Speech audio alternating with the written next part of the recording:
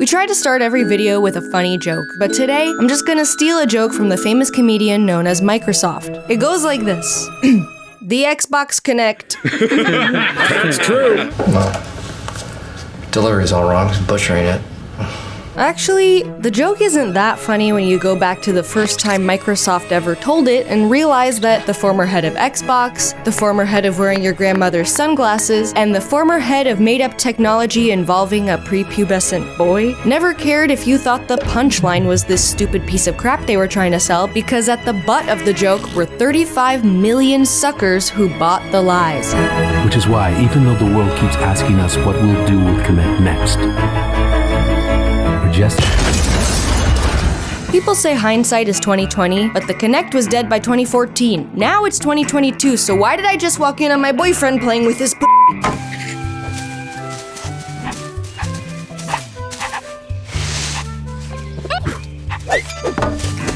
The reason is, he's got a bad case of trigger finger from being too dope at PS5, and his physical therapist said not to play games with a controller for a while. But what if the controller was his body? That sounds safe.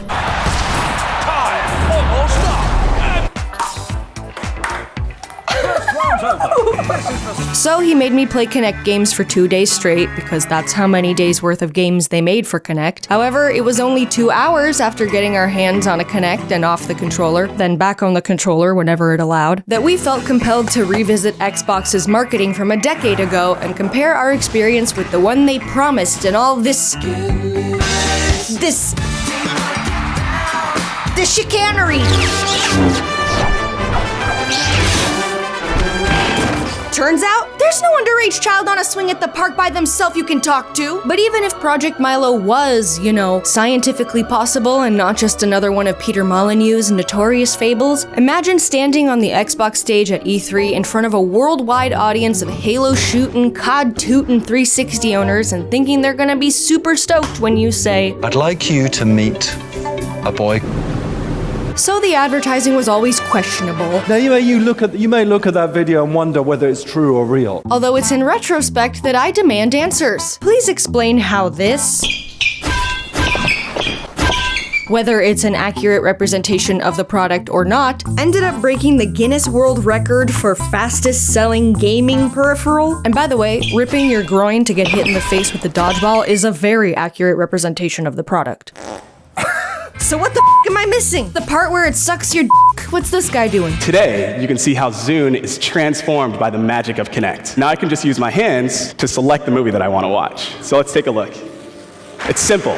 It's effortless. What? Did anyone really believe that wacky waving arm flailing was more simple or less effort than bending a thumb? Honestly, I've never done more than barely lift a literal finger to use the TV. So why would I want to lift all 5 to see Kyle the pause button? They had to have known that no one would ever use the Kinect to watch movies on Zune, because no one has ever watched a movie on Zune. So I guess that means the main selling point, besides being able to form a deep connection with an adolescent male, truly was being able to use your body as a controller, which I admit, in theory, was a genius plan because it combined the 2 hobbies that every gamer loves most: staying healthy with physical exercise and sitting on their ass with chicken, and cola fizz, and mustard and relish, coagulating together, French fries and onion rings while they play video games all day. You gotta stay hydrated. So again, I'm demanding answers. How in the unimmaculate conception was this sorry bastard of an idea even born? Luckily, my boyfriend was happy to answer that one for me, and this is what he said. Well, it all started in 2006, when the Nintendo Wii's console sales bent the Xbox 360's console sales over and just raw-dogged them. That's why rumor has it, the Kinect's father was an Italian plumber from New Donk City.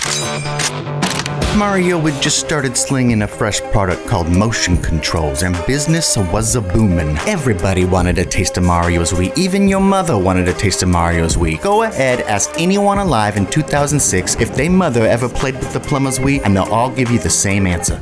Maybe. Maybe not.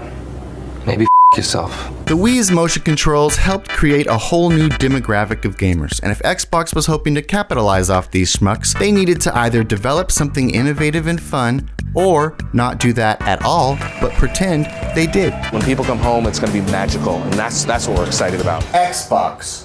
Play Play Kinect Sports So they stole a little of Mario's DNA, rubbed it between their fingers a little bit, and took a few sniffs till one of these eggheads got pregnant with the dumbest fucking brainchild you've ever seen. As you can see, when I start making movements with my avatar, it instantly mimics me on screen. You ever wonder what the bottom of an avatar shoe looks like? Well, bam!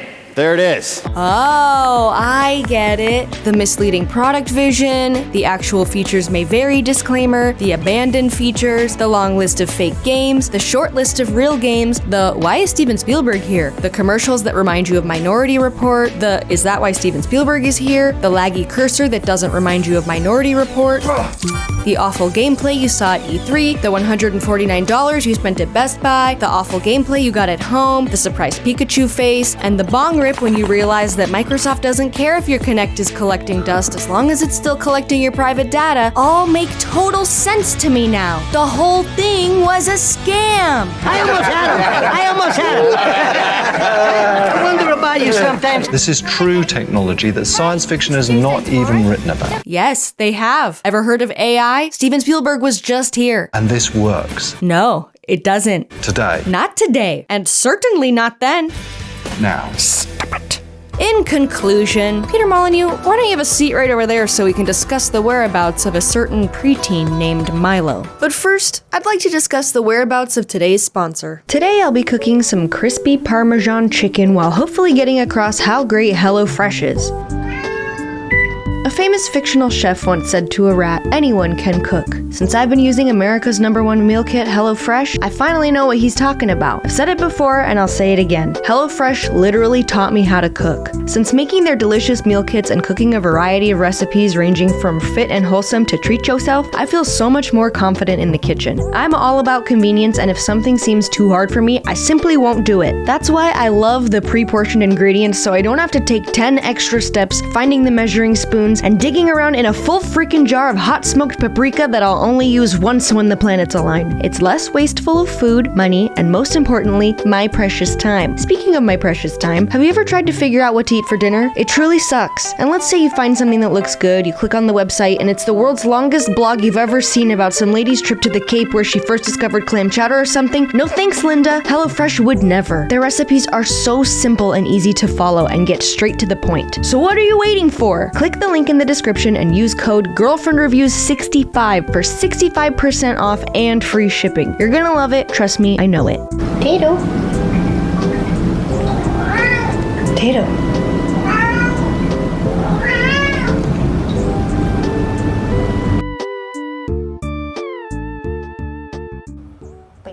Now you're gonna hit me with the long time ago, bro? Don't do a fucking bleh. Okay.